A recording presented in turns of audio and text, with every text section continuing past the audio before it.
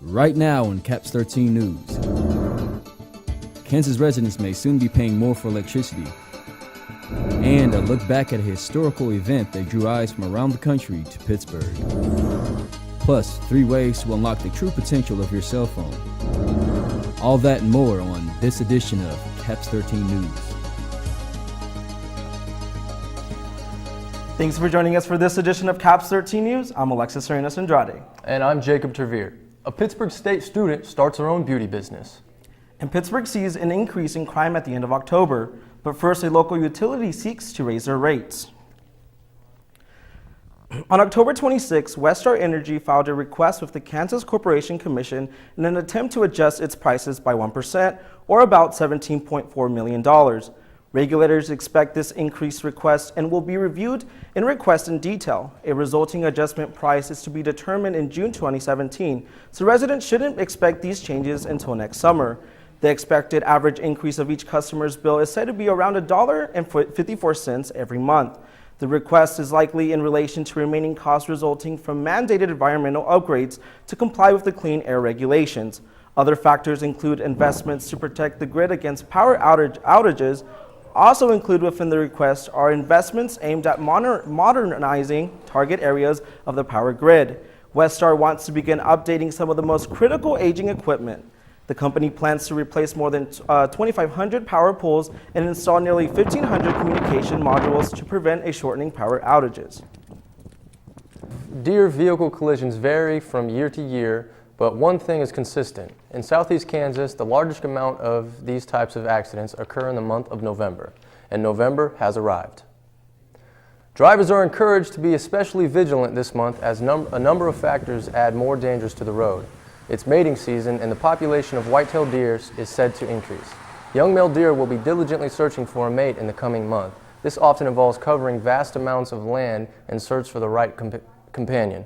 Other deer spend these days covering large areas of land as well. A female and her young will go to great lengths foraging before the winter months. Both of these variables increase the likelihood of more deer unintentionally finding themselves in the middle of a highway. Car accidents involving deer can lead to huge property damage and personal injury expenses. Even worse, these types of collisions can often prove fatal to drivers, passengers, and even those traveling in a vehicle within close proximity. There is no more crucial time than now for motorists to ensure the buckling of their seatbelt and minimal distractions while driving. This is extremely pertinent at night or on the early morning commute to work. When the headlights are beamed on a deer in complete darkness, the animal can often become disoriented or have a delayed reaction. It's up to the operators of each vehicle on the road to drive carefully in order to prevent such accidents. A spate of violent and property crimes impacts the city of Pittsburgh as October comes to a close. Last Monday, Pittsburgh police were dispatched to the 100 block of East Carlton in response to a report of a burglary in progress. The investigation led officers to an East William Street apartment building where an arrest was made. A 21-year-old male was taken into custody for attempt residential robbery. Additionally, obtained evidence implicated the suspect to be involved in another ongoing investigation. On the Sunday evening prior, an armed robbery occurred in the parking lot of Papa John's Pizza. That altercation resulted in 0 injuries. Police later acquired a warrant to search the residency of the suspect. They found evidence inconsistent with the crime that occurred in the parking lot of Papa John's. Officers also reported evidence that suggested a number of additional residential burglaries. More recently, earlier this week, Pittsburg State students were informed of an alleged rape that occurred near campus in the early hours of Tuesday morning. That investigation is ongoing. Pedestrians are encouraged to use safe practices when traveling between work, home, and school. Daylight savings time ends soon, and it will begin to get dark earlier. Those commuting on foot should avoid dark, less used roads and alleyways as their opportunity for crime to occur increases. Inversely, traveling with a friend, talking on the phone, and remaining near busy streets can greatly decrease your chance of being the victim of a criminal act. The end of the fall semester is fast approaching, and students are beginning to plan for the spring semester. Caps 13's Taylor Blair gives students some insight on how students, especially those new to Pittsburg State, can prepare for upcoming enrollment. Forming your next class schedule isn't easy, but lucky for you, you don't have to do it alone. Each PSU student is appointed an advisor to supply them with any resources that they may need to achieve academic success, assisting with students' enrollment schedules being one of them. I send out an email to the students to let them know that advising is coming up and they need to be ready to come in and talk to me. In the email, I tell them I basically say this is your life, not my life. So I want them to be prepared when they come in, and I want them to have a schedule looked over and kind of make sure there's no time conflicts and stuff like that with their classes. Heather Eckstein, the Director of Student Support Services, urges students, especially freshmen, to make an appointment with their advisor prior to enrollment week. Freshmen, and really all students, need to meet with their academic advisor. They need to do so prior to enrollment week because they need an advisement code in order to actually enroll, but they also need to begin to build a relationship with their academic advisor. This is someone who's going to assist them along their path here at Pittsburg State, help them choose courses, of course that's part of the job, but also help them think about the long-term goals that they have, their career in general, how they can start working toward having a resume that's going to entice employers and look good so that they can get the great internships and positions that they're hoping for. An advisor is much more than someone who helps a student choose which class to take. It's a person who can really help you meet your goals. Enrollment for the 2017 spring semester begins at noon Sunday, November 6th, and will continue through Friday, November 11th. After your scheduled advisement meeting, your advisor will give you access to your enrollment code that is needed in order to start your enrollment process. Students enroll based on credit hours, and the time of your enrollment can be found on the PSU website. Students enroll online by signing into their GUS account, clicking the tab Online Enrollment, and entering their enrollment code given by their advisor. For CAPS 13, I'm Taylor Blair. Coming up, we take a look back at an early 1900s event on Pittsburg State campus that gathered national attention. And in sports, back-to-back home matches from the Gorilla Volleyball squad. How did they fare? Find out after this.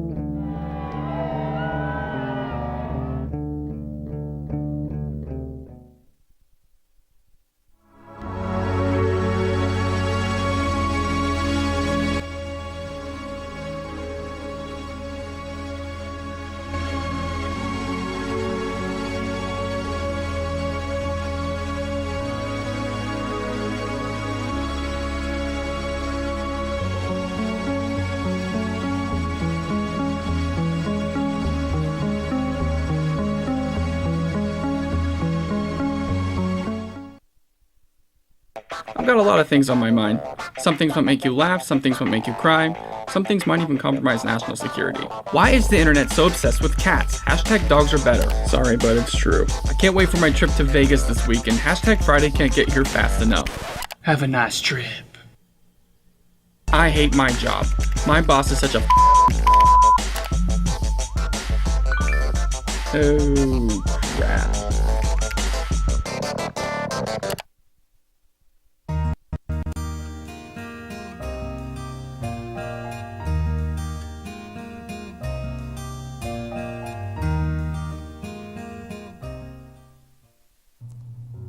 The U.S. has seen an increasing number of homeless animals over the past years. However, only 14% of the public acquire their pets from shelters.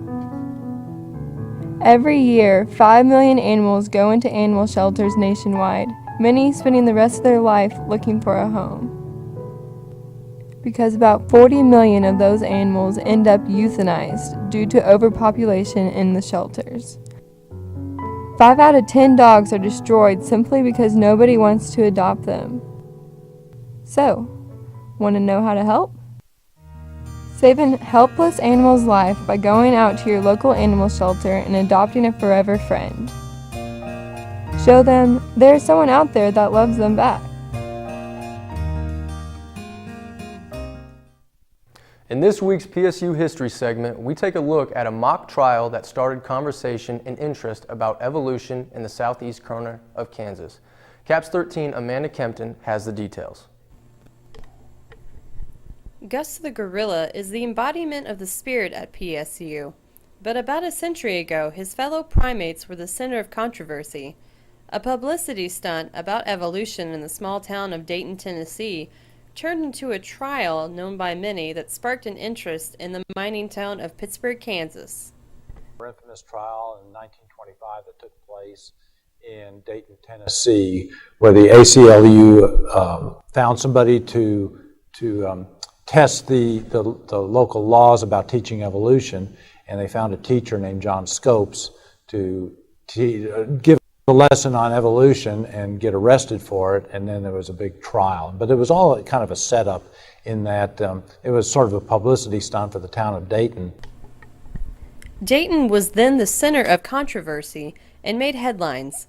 A media circus ensued, and it caught the attention of W.A. Brandenburg, the president of the Kansas State Teachers College at the time, and he got involved. He invited a close friend named Harry Rimmer to KSTC to speak about evolution. And Harry Rimmer was one of these very colorful guy who went around the United States as an evangelist trying to find people on campuses who would debate him on the question of evolution. And Dr. Brandenburg tried to get Harry Rimmer to teach here, and ultimately that didn't work. What Rimmer did was to set up his paleontological museum over in Porter Hall over here. John Scott, an assistant professor of history at KSTC, sparked a mock monkey trial with one of his civics classes that took the trial to the downtown courthouse. We get someone to play the part of Clarence Darrow, we'll get someone to play the part of John Scopes and William Jennings Bryan and the judge, and they were getting ready to do this. But, and it was in the newspapers. I mean, I've called up here on, on my screen here the business about how in the Collegio there were advertisements and so forth, and people were anticipating this thing. But alas, it did not happen because it was viewed by the president of the school, President Brandenburg, as an embarrassment. And President Brandenburg was himself sympathetic to the non-evolutionary side. The attempt of the mock monkey trial eventually led to Mr. Scott's termination at the Kansas Teachers School and risked students' education. The students were also called on the carpet, and they were told, you must not do this or you will not really get a degree from this institution. It will be bad for you. So they called it off. For CAPS 13, I'm Amanda Kempton. Some say beauty is pain, but what if beauty is money? A Pittsburg State freshman has found a way to turn her love of makeup into a way to make some money. Gracie Spencer has more. Most college students dread hearing the phrase makeup work, but when one Pitt State freshman hears it, she thinks business opportunity.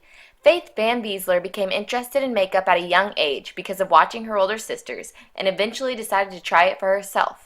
She continued to practice and experiment with different makeup and build her skill through trial and error. Eventually, others started to take notice of her talent. A lot of people at school would ask me, where'd you learn to do makeup? Or can you do mine sometimes? And I'm like, yeah, sure, like call me. I'd be more than happy to do it. And eventually I had a lot of people just ask me to do it. And I'm like, hey, why not make like my own business? Van Beesler calls her business Faith's Fancy Faces and has been successful so far. She works with many different women of all ages. Pretty much what I do is I'll go to their house and they'll kind of tell me what they want. I'll show them some colors. If they want a more natural look or the more dramatic look, I can do either. Pretty much anything they want, I can probably, do it pretty well. So Van Beesler offers individual faces for $25, or she will do a group for around $80. And she even does discounted rates for returning customers.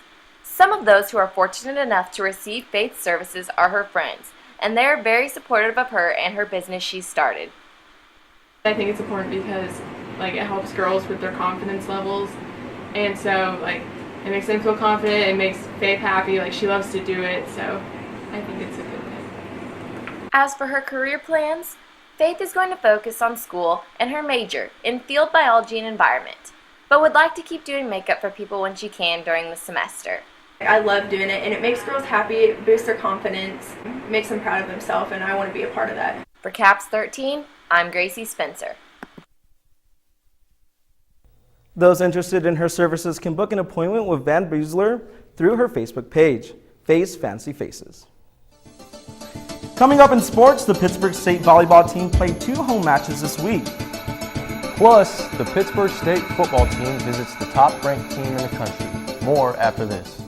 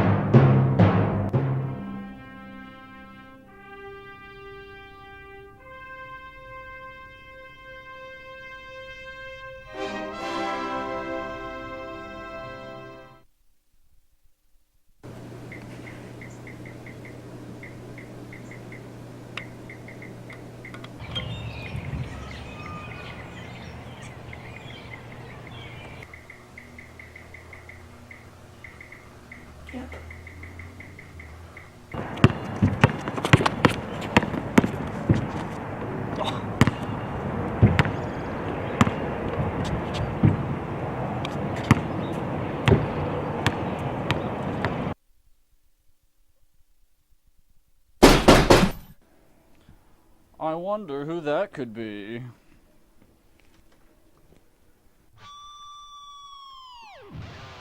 Larry Litterton, what brings you here this fine evening? It's garbage day, bozo. What the heck, man? You wouldn't want somebody to pollute your home, so why pollute theirs? Welcome back with your CAPS 13 sports update. I'm Trey Mayhew. The Pittsburg State volleyball team hosted 3 of their final home games this last weekend. Let's take a look and see how they fared against some of the tough opponents they took on at John Lance Arena.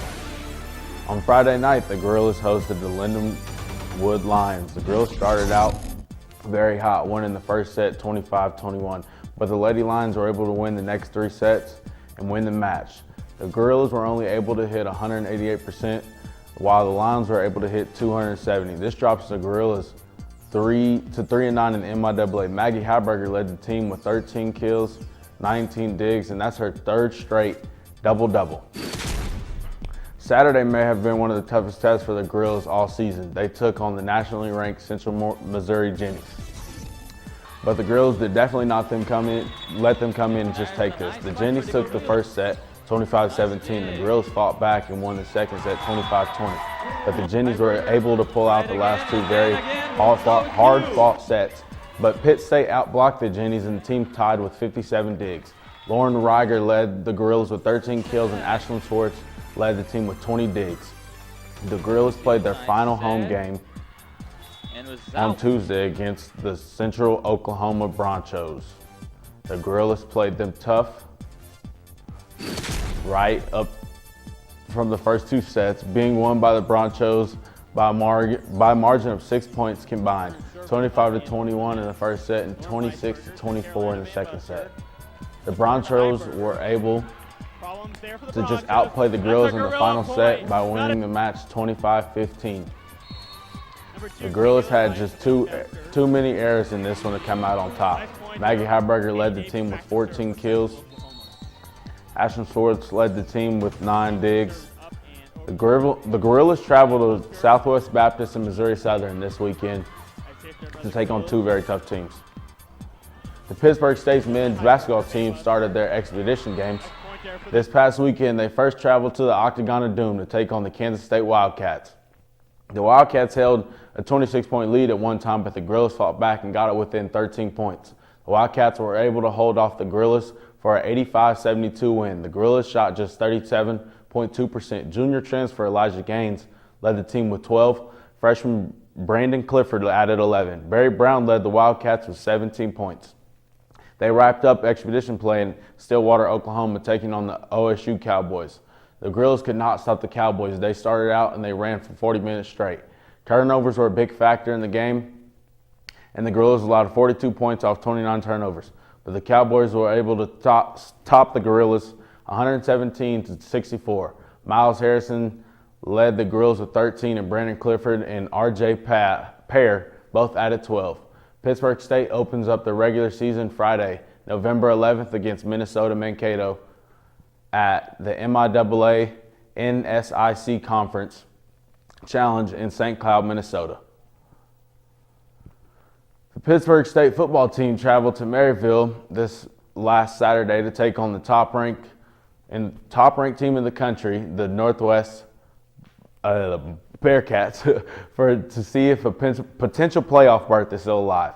However, the number 1 Northwest Missouri Bearcats had no trouble with the Gorillas this past weekend, rolling past the Gorillas 69-10. Quarterback Kyle Zimmerman passed for 6 touchdowns and rushed for another one. Finished the day with 418 all-purpose yards. Shane Williams led the Bearcats with 3 passes caught and 114 yards and 2 touchdowns. Michael Rose had the lone touchdown for the Gorillas. John Roderick was 16 for 33 for 195 yards, 2 interceptions. Gavin LePage was 2 of 5 for 48 yards and 2 interceptions. The Gorillas are at home this week to take on the Lopers of Nebraska Kearney. We close it out with national sports news. The Chicago Cubs have broken the curse. After 108 years, they finally been waiting for the World Series. Last night's 10-inning thriller likely will go down in history as one of the best Game 7s ever. Cubs closer Arnoldus Chapman had thrown Game 6, but many knew there was a chance he could throw in Game 7. He gets the win despite suffering another blown save, allowing a game-tying home run in the 7th. Former Seattle Mariner Mike Montgomery came on to clinch the win for the Cubs in the 10th inning and pick up the save. That's it for your Caps 13 Sports Update. Coming up, Billy Eigenman shares some interesting life hacks that can turn an ordinary cell phone into a much more. Stay tuned.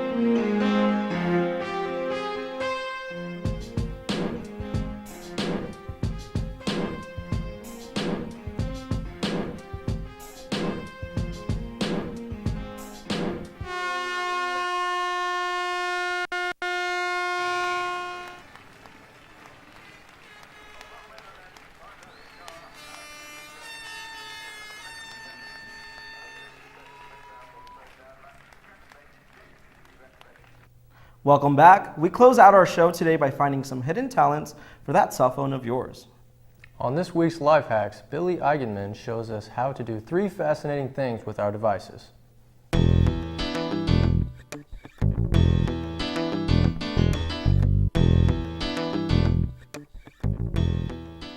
Welcome to this week's Life Hacks. I'm William Eigenman, and I've got 3 fun life hacks to show you that all center around your cell phone. The first life hack quickly turns your phone into a lamp. Most cell phones come equipped with a flashlight. All you need to make this life hack work is a plastic bottle filled with water. As you can see, the light from the phone creates some harsh light. But if you place the bottled water on top of the light, it distributes the light around the room more evenly and makes the light softer. Most cell phone speakers aren't very loud. You can give them a boost by making some homemade speakers using some common household objects. You will need some scissors, 2 thumbstacks, a paper roll, and for the best results, 2 plastic cups. First, you'll need to cut a slot out the middle of the roll that fits your phone. Use your phone to get a good measurement. Next, put each thumbtack near the end of the paper roll. This will help keep the phone from falling. It may take a bit of finessing to find the right balance. Next, you will need to cut out a round hole near the bottom of each cup, slightly big enough for the ends of the roll to fit through. Put it all together, and you have a homemade speaker system for your phone. Here it is in action.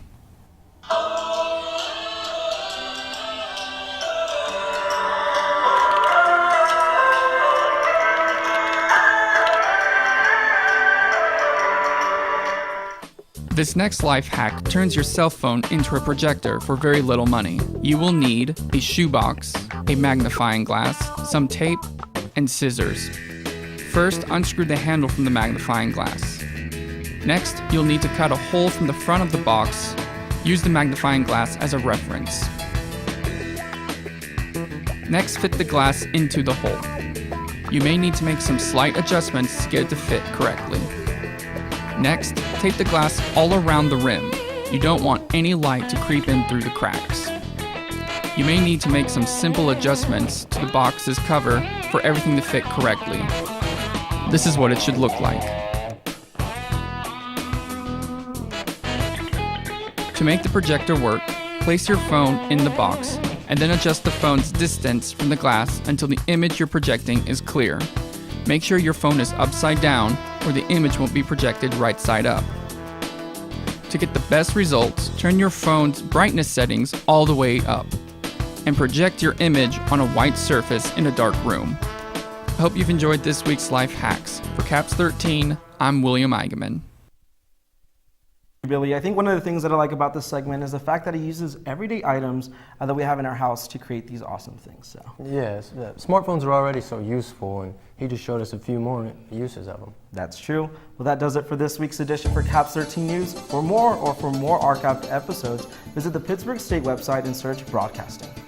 Also, visit us on Twitter at CAPS_13. Stay tuned for CAPS 13 for more great programming.